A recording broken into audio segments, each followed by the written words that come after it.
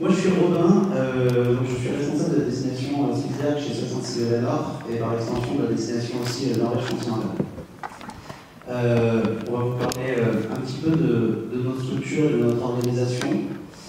Le projet Aventuristique 2 est donc le résultat du mariage entre cette équipe et la motivation d'Armand et sa capacité à attirer toutes ces personnes motivées dans le projet et l'expertise de 66 de la Nord et de l'équipe qu'on a sur place pendant l'été pour la partie kayak.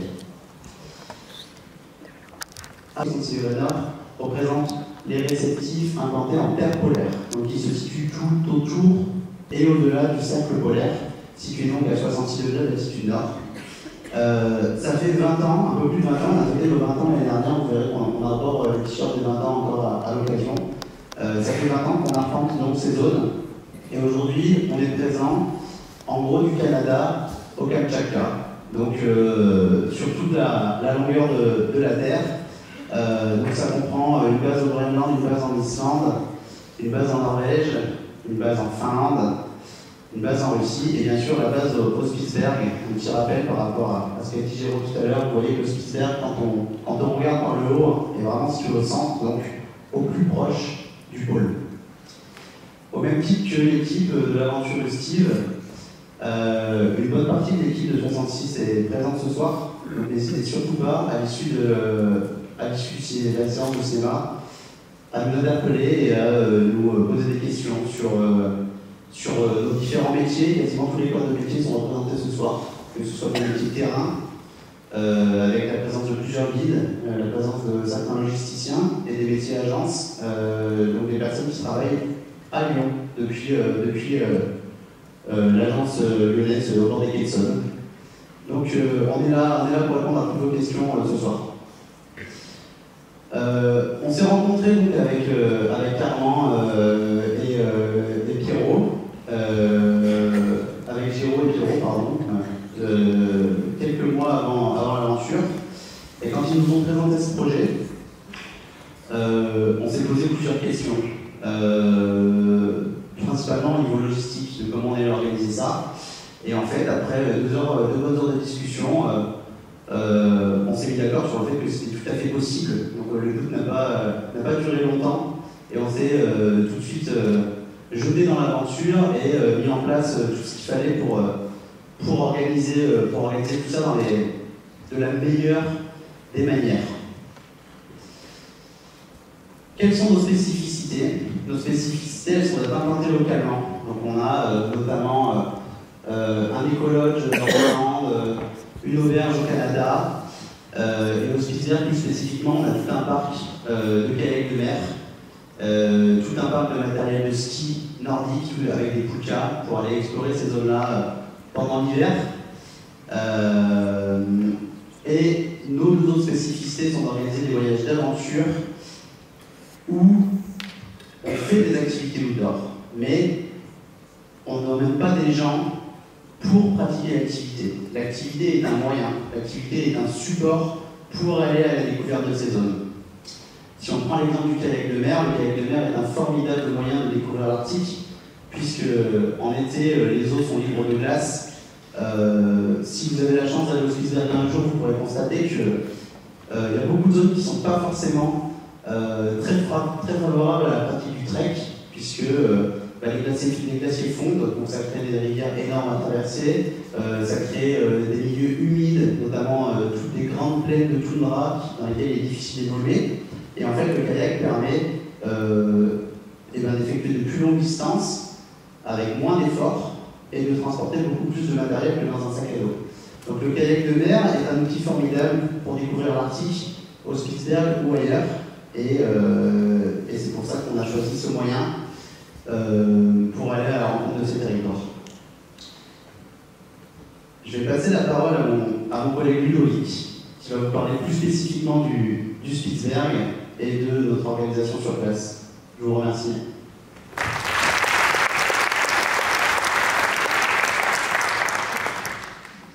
Bonsoir à tous. Comme l'a dit Robin, du coup, je m'appelle Ludovic et je suis en charge de l'organisation des voyages au Svalbard.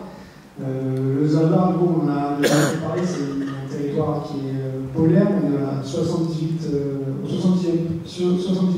parallèle nord.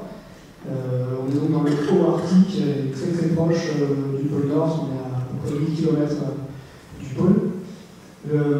C'est un terrain qui a une histoire qui a été créé il y a plusieurs millions d'années par la fonte et l'érosion des glaciers, mais qui a une activité, une présence humaine qui est assez récente, parce que c'est un territoire qui a été découvert en 1596 par William Barents, donc à l'échelle assez récente. Et quand il a découvert ce territoire-là, il n'y avait absolument pas d'habitants, c'était complètement vierge, donc il n'y a pas d'autochtones dans ce endroit. Donc c'est vraiment un endroit qui est assez isolé. Maintenant, le Svalbard a un statut international, c'est-à-dire que c'est un territoire qui n'appartient à personne, mais qui est sous souveraineté norvégienne. Donc la Norvège nomme un gouverneur qui, lui, après, dirige l'archipel. C'est vraiment un territoire qui est assez spécifique pour ça.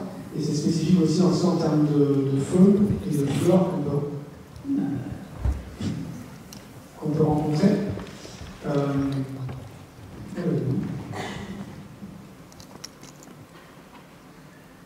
Il y a énormément d'endroits protégés, de zones protégées, de parcs nationaux et de zones qui sont même interdites d'accès pour pouvoir protéger la faune et la flore.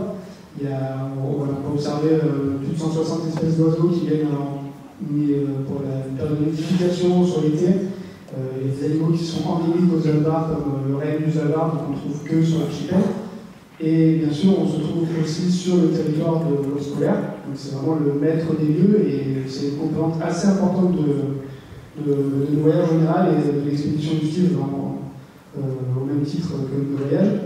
Et donc, donc pour respecter cet environnement qui est à la fois très riche mais aussi très fragile, on a un certain nombre de process qui soient avant ou pendant le voyage et qui sont en rapport principalement avec la sécurité. Donc pour se rendre au Spitzberg, pour organiser des voyages, on est obligé de demander une autorisation au gouverneur, donc la personne qui dirige l'île, pour expliquer ce qu'on va faire, combien de temps on va y rester, les zones où on va aller, parce qu'il y a énormément de restrictions pour protéger la nature.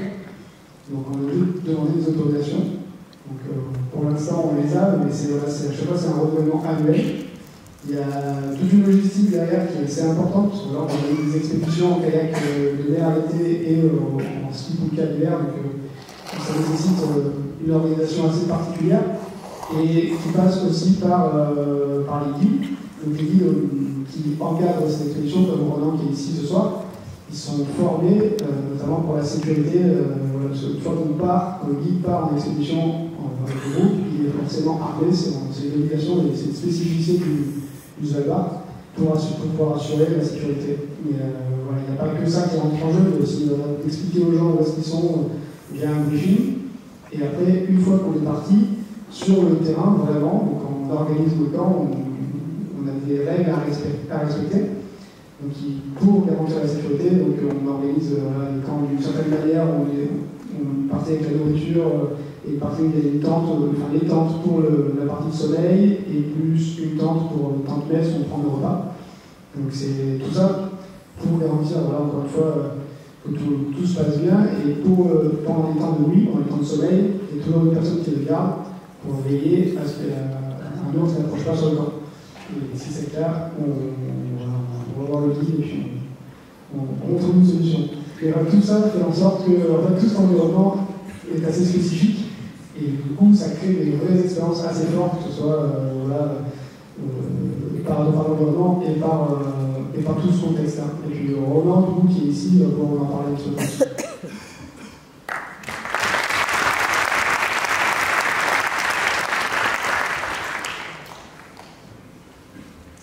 Bonsoir, moi c'est Romain, je suis guide au Spitzberg.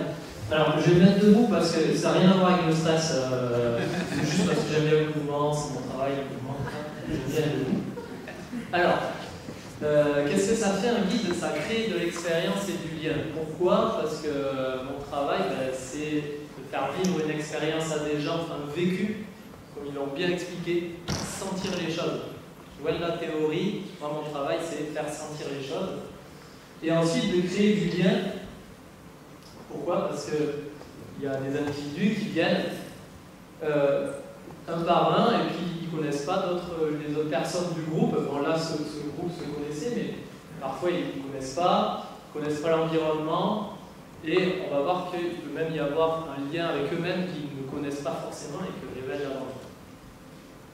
Donc le lien, il va se faire d'abord à l'environnement.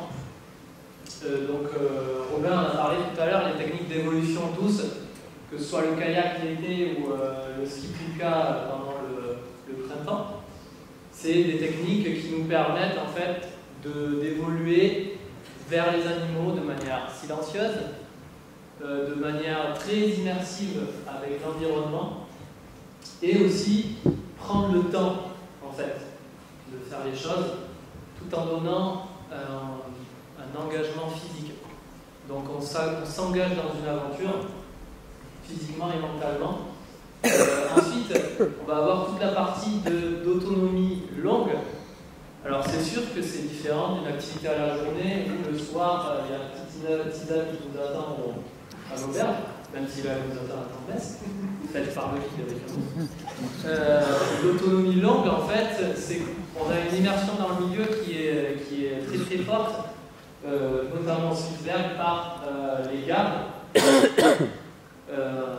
Et du coup, pendant plusieurs jours, on va être complètement immergé dans le milieu pour nous permettre de le ressentir un peu plus. Puis c'est le cœur aussi de la notion d'expédition, l'autonomie. Toutes les expéditions récentes, on est toujours un peu plus fiers, entre guillemets, de l'avoir fait en autonomie totale. Ensuite, il va y avoir la connaissance du milieu, donc l'expertise du guide, bien sûr, en termes de plantes, animaux, phénomènes naturels, qui permettent aux participants d'avoir une meilleure connaissance par la suite de la zone qu'ils ont explorée. Ensuite, le guide va avoir un rôle de lien entre les individus d'un groupe. Donc, qu'est-ce qu'il va faire? Il va créer une cohésion de groupe. Parfois elle se crée, parfois elle ne se crée pas. Là, on peut voir que dans des séjours comme cette aventure qu'ils ont fait eux, bien sûr, la cohésion de groupe, là, vous pouvez voir qu'elle est primordiale. De toute façon, elle sera primordiale parce qu'on va d'un point A à un point B tous ensemble. On laisse personne derrière et voilà, on fait appel à de l'entraide, de la solidarité. Et d'ailleurs, la plupart du temps, toutes les inégalités qu'on peut voir au quotidien dans notre monde, en gros, entre les gens, dans ce genre d'aventure, elles sont effacées. Parce qu'on est tous dans le même bateau, quoi. Dans le même kayak. Voilà. Ensuite, on va avoir le partage d'expérience. Donc, autant l'expérience en termes de connaissances, c'est-à-dire chacun apporte sa petite pierre à l'édifice, celui qui est un peu meilleur en kayak, celui qui est un peu meilleur en cuisine, celui qui fait mieux la vaisselle que les autres. Bref, on partage ça pour avoir une meilleure cohésion du groupe. Et ensuite, le partage d'expérience, bien sûr, quand on voit quelque chose de splendide, on vit quelque chose, quand on est plusieurs à vivre cette même chose, on a des souvenirs, on peut en parler après. Et ça, c'est très fort de partager ce type d'expérience ensemble. Et ensuite, la notion de bienveillance et respect, bien sûr, parce que vous pouvez imaginer qu'après 3 semaines ensemble, les petites tensions peuvent se développer. Et ça apprend un certain recul sur soi-même, qui n'est pas négligeable. Ensuite, je parle de reconnexion à soi-même. Pourquoi? Parce qu'en fait, souvent, les gens vont venir et puis effectivement, le lien avec l'environnement, avec les autres, il est normal. Enfin, on pense à ça directement, mais on pense moins à ce lien qu'on va faire avec soi-même en suivant une aventure comme ça, où on va révéler des capacités aux gens, on va révéler une confiance en soi, etc., etc. Donc ça, on va faire par l'intermédiaire des énergies de la nature. Nous, les guides, c'est un peu notre boulot de faire ressentir l'énergie de la nature aux gens. En fait, bien sûr qu'on va s'en servir dans le séjour. Quand on voit un iceberg se retourner ou un front de glacier de plusieurs tonnes tomber devant nous et faire bouger notre kayak, là, c'est plus la théorie qu'il y a de l'énergie dans la nature. On le sent vraiment, on y est dedans. Et souvent, ça rappelle aux gens que oui, la nature, elle a une réelle énergie. Ensuite, on va avoir une reconnexion à ces 5 sens. Pourquoi? Parce que l'autonomie, ça fait un petit peu appel à notre instinct de chasseur-cueilleur, où on apprend à écouter, goûter, toucher, etc.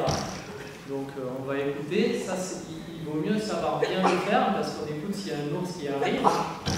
Quand on voit la même chose et quand on est en garde, c'est un sens qui est pas mal important pour voir aussi s'il y a un danger qui arrive. Ensuite, sentir, par exemple, vous savez qu'un morse peut manger 400 mollusques en un jour, 27 kg de nourriture. Je vous promets qu'à 1 km, la colonie de morse, on la sent. C'est très important ça, l'odorant. Et ensuite, il va y avoir tout ce qui est lien entre le corps et le mental. Là, après, le discours que viennent de faire mes camarades du Steve, je pense que j'ai peu de choses à dire par rapport au lien corps-mental. Là, on voit que, effectivement, dans ce genre d'aventure, le mental est très important et le corps sera un outil, mais qui sera en lien direct. On fait attention à notre corps pour être mieux mentalement, on fait attention à notre mental pour permettre à notre corps de nous amener au bout. Ensuite, je vais vous parler des changements visibles rapidement comme guide. Moi, ça fait 6 ans que je guide là-bas, donc bien sûr, à l'échelle des changements climatiques, c'est rien du tout. Ceci dit, en 6 ans, on peut voir quand même des différences. Par exemple, les changements de température, on a vécu une saison en été, je ne sais pas comment vous l'avez ressenti, mais moi, à Monaco, dans le glacier de Monaco, j'étais en t-shirt. Je me suis dit, il fait beau quand même. On peut voir aussi la saison de printemps dernière que j'ai faite, il y a eu des problèmes de récupération parce qu'il y a eu une fonte vraiment accélérée et beaucoup plus précoce que d'habitude. Et ensuite, on va pouvoir l'observer comme guide. Je parle vraiment en pur terrain, par exemple sur le comportement et la réaction des animaux. Sur le comportement animal, moi, les anciens guides me disaient « Ah, c'est bizarre, on commence à voir des ours qui mangent des rennes. » Bon, effectivement. Ou alors, maintenant, moi, ce que je vois maintenant, c'est des rennes qui meurent parce qu'ils n'arrivent plus à se nourrir l'hiver, parce qu'il y a des pluies qui tombent, qui verglacent le terrain, et donc ils ne peuvent plus creuser pour trouver leur nourriture. Voilà ce qu'on peut observer comme je vais passer la parole à notre glaciologue de l'équipe qui vous donnera du coup beaucoup plus de détails scientifiques sur les changements justement qu'on peut observer sur place. Merci.